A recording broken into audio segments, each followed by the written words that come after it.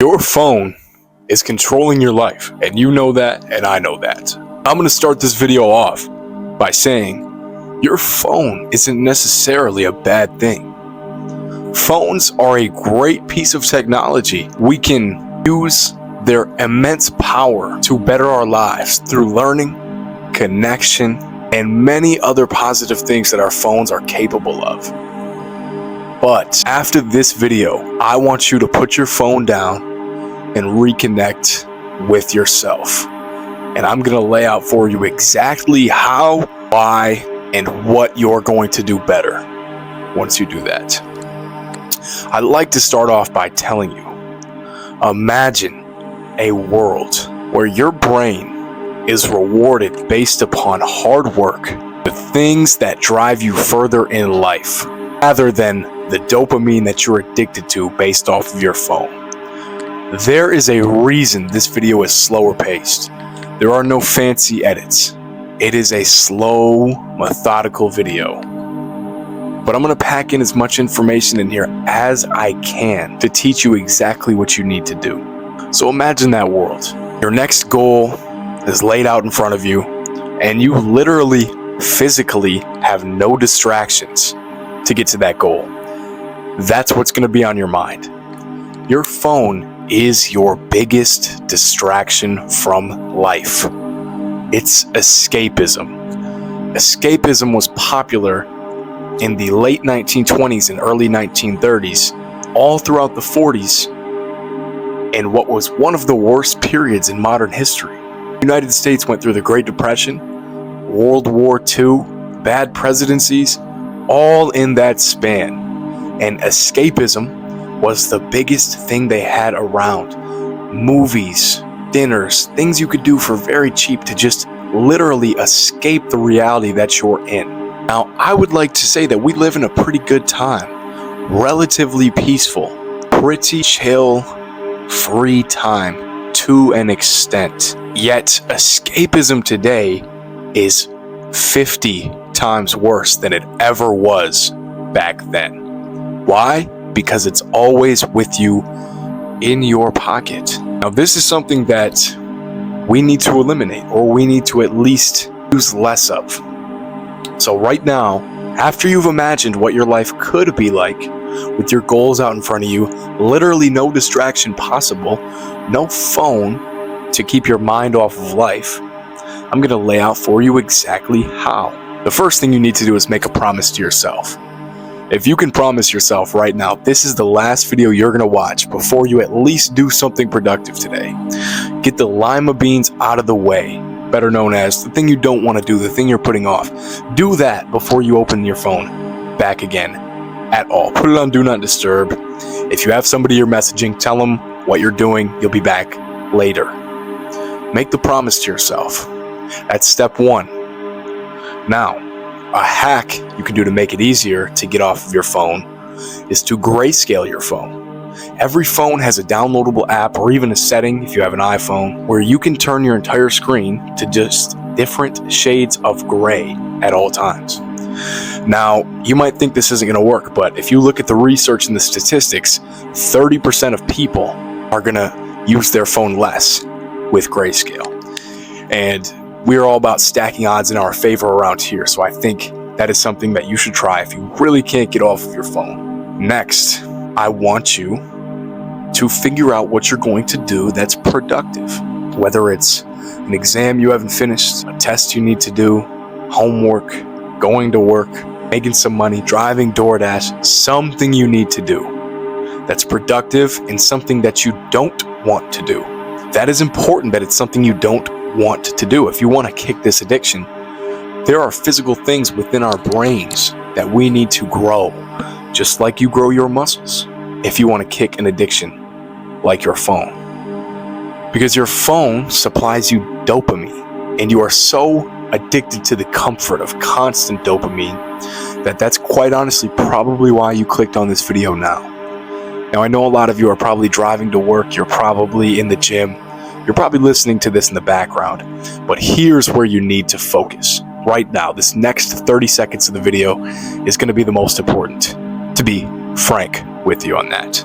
Once you lay out what you're going to do, you are going to tell yourself, maybe even perhaps lie to yourself, that you're going to do this thing for 10 minutes or less.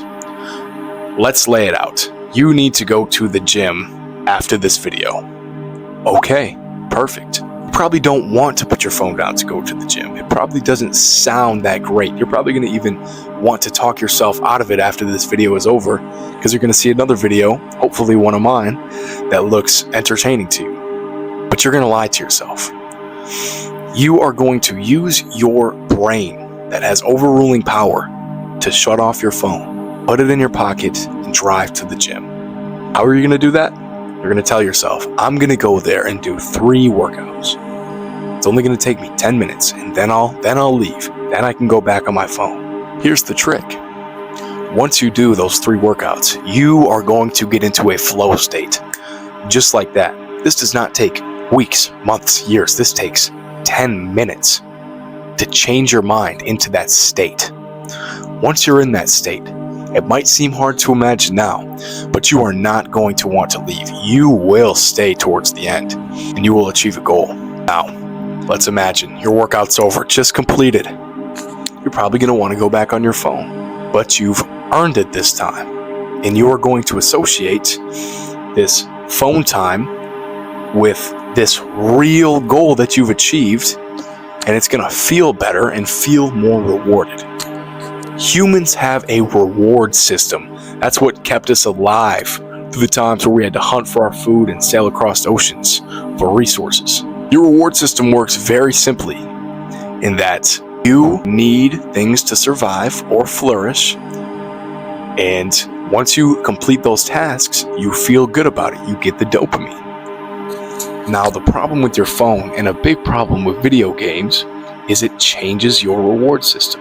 It gives you these already predestined tasks like scrolling or leveling up in your game, and uses that as your reward.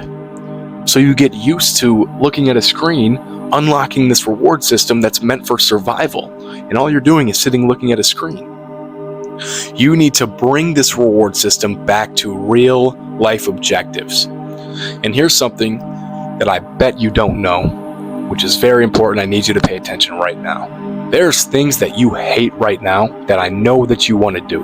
For example, for me, it was going to the gym. I used to hate working out. Hate it. I genuinely did not like it. I didn't enjoy a single second of it for a long period when I first started. Now, 4 or 5 years in, it is my favorite part of the day, consistently every day. I genuinely love it. How did I gain that? I moved past discipline. People say discipline is the goal. You need discipline. No, you need to transgress discipline. Move past discipline. Motivation is cool. Hopefully this video supplies some of that. Motivation over a long period is discipline. But discipline over a long period is true enjoyment and passion. You need to find the passion. And scrolling through your phone every single day is doing the opposite of giving you passion. The only positive outcome scrolling can give you is a lick of motivation here and there. And these algorithms are so smart to the point where they know not to give you too much motivation to where you'll leave the app. The entire goal of social media platforms is to keep you on the app as long as they possibly can. If you scroll for 12 hours, they're happier than if you only scrolled for 12 minutes. Even though that ruined your entire day. If you scroll for 12 hours in one day, your day was wasted and ruined. But guess what?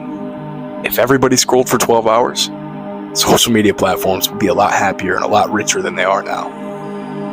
I don't see it as pure evil, but what I do see it as is them trying to make a living, and making a living in the grandest possible way. So you need to detach from that. You need to beat that by getting off your phone right after this video. Now that you've imagined, I've given you steps to do so. We've laid out a plan. This video is coming to a close pretty soon. I want you to sit down and think, what good can come from if you decide to go back to scrolling? I need you to write a list, if you have to, the pros and cons of scrolling for just 30 more minutes. I can give you a few cons right now to start off. You're going to lose that time.